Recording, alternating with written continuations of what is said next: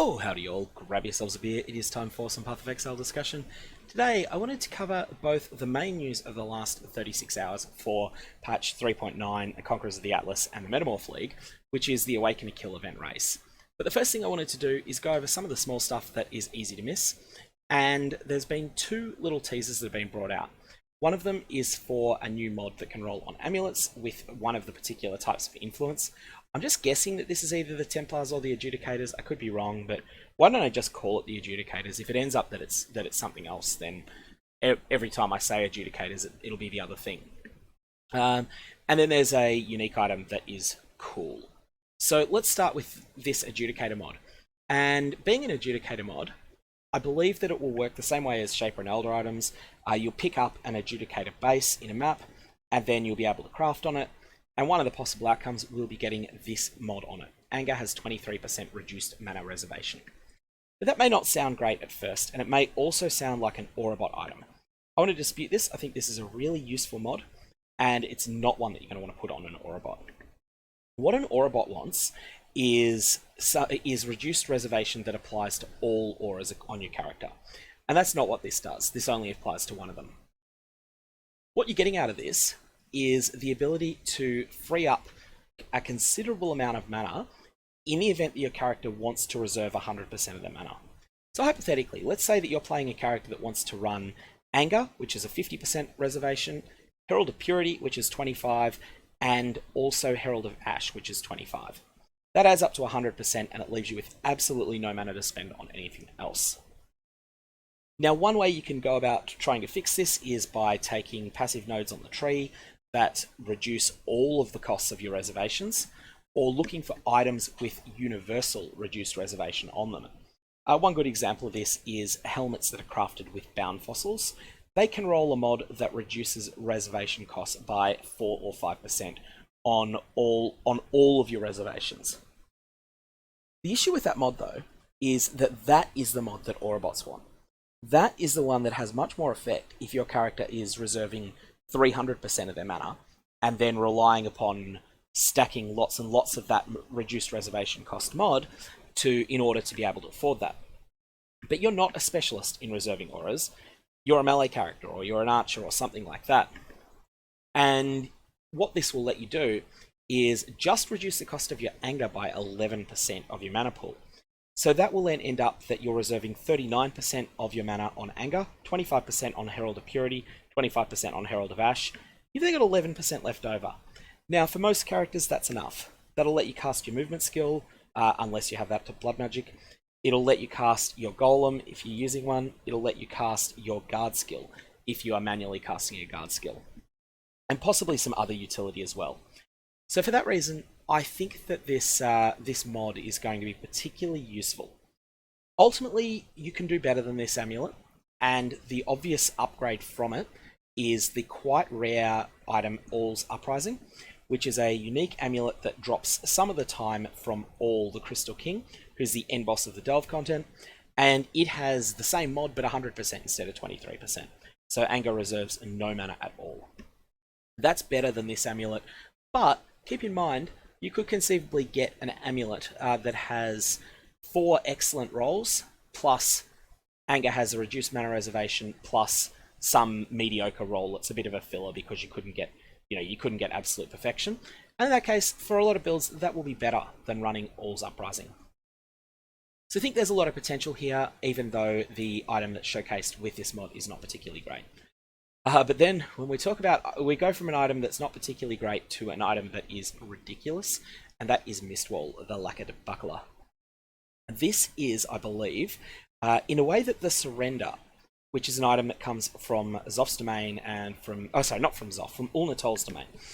In a way that the Surrender is the best unique item if you are looking for a defense-oriented shield in the game at the moment. Mistwall is the alternative version of that. The Surrender requires you to be playing a character that is specialized around block. Mistwall is something that rewards a character that is specialized in evasion and in dodge, and it doesn't really have much block, if any at all. Because what Mistwall does is you are at maximum chance to block attack damage if you have not blocked recently. Maximum chance to block attack damage defaults to 75%, and that is kind of huge. That means that you have a 75% chance when you take the first hit for a while for that attack to do nothing at all. A good example of this, of what this will mean in practice, if you are fighting against a Shaper and he does his slam attack, chances are you've not blocked an attack in the last 4 seconds. And so that means that even if you stuff up and you fail to get away from the Shaper slam, you have a 75% chance to just completely laugh it off. So that's a really powerful mod. But the rest of this item is also strong in other ways.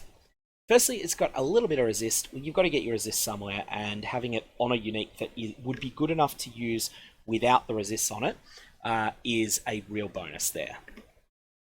10% increased movement speed and 6% as the implicit. So what this means, overall, there is a hidden implicit mod on all shields that they give minus 3% movement speed if they do not have a strength requirement, and I believe it may even be minus 6% if they do, although I have to check that. But all in all, this is plus 13% movement speed over not using a shield at all. 13% movement speed is great. Movement speed is one of the most underrated defensive stats in Path of Exile, and it also is a clear speed stat, and so as a result it is absolutely amazing to get it on a spot that doesn't usually provide any movement speed. 1000 evasion is pretty solid. This is not an amount that's worth writing home about. It's not enough to use in conjunction with that silly skill Spectral Shield Throw, but it is enough to be meaningful if you're stacking evasion in other places. 9% chance to avoid elemental damage taken from hits while phasing. This is just a small bonus. I'm not going to take it that seriously. You're phasing if you blocked recently. Again, this is a small little bonus in terms of if you've been hit once, you can then walk through the monster that hit you, which might make it easy to avoid getting hit again. However, the best thing about this line, you have phasing if you have blocked recently, is it gives you a clear visual indication that you have triggered this line, so you have successfully blocked, and therefore the big defensive layer of Mistwall is turned off. Ultimately, the sort of character that's going to want to use this defensively, you're going to want to be a character that is stacking evasion and dodge, and doesn't really stack block anywhere else. That is many raiders. However, by virtue of it being a shield, that reduces your offensive choices considerably. I think there are 3 main ways that you could use this.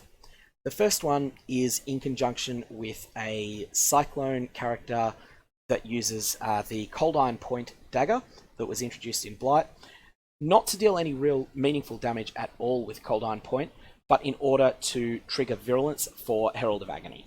So this would be fundamentally a Herald of Agony build that uses Mistwall as an additional powerful defensive layer, and that relies entirely on the Agony Crawler to do its damage.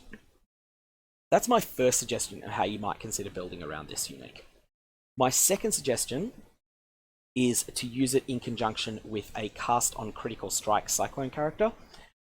Those are usually assassins, however, and I think that the assassin may offer more than a raider with Mistwall. However, I'm willing to sort of mess around with it at least and see if you can make this work. But the third one, and the one that I think is possibly most compelling, is to use it with a one-handed ranged attack. Now, one-handed ranged attacks means wands, or conceivably, you could sort of call Frostblades almost a one-handed ranged skill. And for that matter, Cobra Lash is another example. So there's a number of attacks where you equip a melee weapon, but you get some sort of ranged attack from it. And I think that those are the way to go with Mistwall. So either a wand character, a wand raider that uses kinetic, maybe kinetic blast, maybe uses power siphon alongside Vaal power siphon. We'll have to try and play around with those things. Maybe using barrage support, maybe not. That's one option for getting value out of Mistwall, I think. However, the big news, of course, is the Awakener Kill event, and this is a really exciting race with some really high prizes. Now, it's interesting with this that it's a format that I don't usually play in, which is hardcore solo self-found. I may very well not end up playing in this race. I know that I'm not likely to be competitive even if I do. but it will be something that if you're playing hardcore solo, if you typically play hardcore solo self-found, or if you're open to it, this will be a huge bonus. It'll make the next league much more exciting. So the prize pool is 30,000 US dollars, and there's also a number of popular microtransaction packs that'll be available as prizes as well. What your goal is, and this actually has a little bit of a spoiler for 3.9 hidden in it as well. Your goal is to start the hardcore solo self-found Metamorph League, and your goal is to kill the hardest of the new bosses that were added. So in Conquerors of the Atlas, you can place watchstones in citadels on the Atlas, and these level up your maps and make defeating the Awakener more difficult. This is the key thing that's new information here. So the Awakener can be spawned at various different levels, and the number of watchstones that you've got socketed into your Atlas will determine whether you get, maybe there's an easy mode, a medium mode, a hard mode, a very hard mode, a brutal mode, and a totally savage off the planet mode. Only kills with a fully watchstoned Atlas will be counted, which is the hardest version of it. So, if you can be one of the first people to kill it, then the first 15 people will get a cash prize to kill the top tier version of the Awakener. $500 US if you're 4th to 15th, $2 grand for 3rd, $4 grand for 2nd, and $8 grand for 1st. So that's a pretty big prize. There's also some consolation/bonus prizes: first Atsuri kill, first Uber Atsuri, first Shaper, first Elder, first Uber Elder, and then a prize that is going to cause a lot of people a bit of heartache to get as deep as possible in the Delve Mines. And the reason that I say that's going to cause some heartache is that it's a whole month-long grind, which is going to be very, very difficult for the people that want to really go hard on that. So, what are my thoughts on this? As I say, I'm probably not going to participate myself, but I am definitely going to look forward to watching the clips and watching people make some very difficult strategic decisions. Do you try the Awakener without knowing the fight mechanics, or do you go to your softcore characters in standard and get a bit of practice fighting the Awakener first, knowing that doing so is going to cost you time in the actual race itself? I think that's going to be a difficult balancing act. I think ultimately it'll probably be won by people who have tested the fight on standard first. And so if you are someone that is better at racing than I am, you know, if you're the sort of person that feels that they can do a 4-hour Atsuri kill in hardcore solo self-found, that can possibly do a 10-hour Uber Atsuri, or 16-hour Shaper or whatever. Well, Shaper's changing, but anyway. I think in that case, you probably want to mirror your build that you're going to be making for this race in standard now. When I say mirror, I don't mean Mirror of Kalandra. I mean make a build on standard that has gear that you expect you'd be able to replicate inside a hardcore solo self-found environment, and get some practice on those bosses as soon as they become available.